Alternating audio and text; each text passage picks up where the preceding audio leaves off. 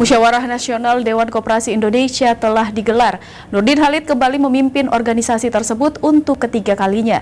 Nurdin pun mengaku akan menyegarkan kepengurusan Dekopin periode 2019-2024 dengan memasukkan kalangan milenial dalam kepengurusan barunya nanti.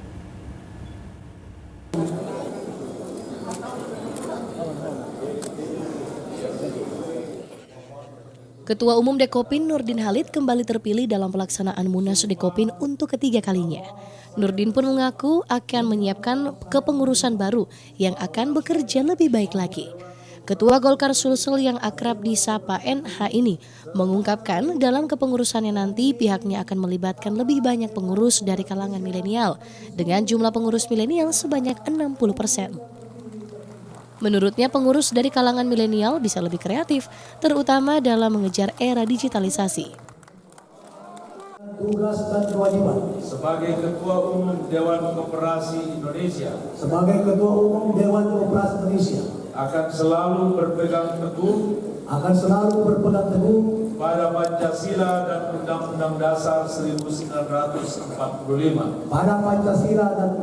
Dasar 1945. Ketentuan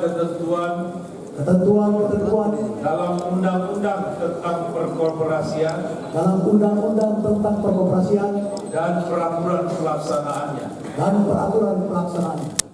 Tak hanya mempermantap kepengurusan pusat, NH juga mengaku akan melakukan pemangkasan terhadap pengurus-pengurus pusat, wilayah, dan daerah yang dianggap bisa merusak lembaga tersebut. Bahkan NH juga akan membukukan kepengurusan wilayah dan daerah yang dianggap telah melakukan pelanggaran azas organisasi. Yahya Aditya, Selebes TV. Akan mendapatkan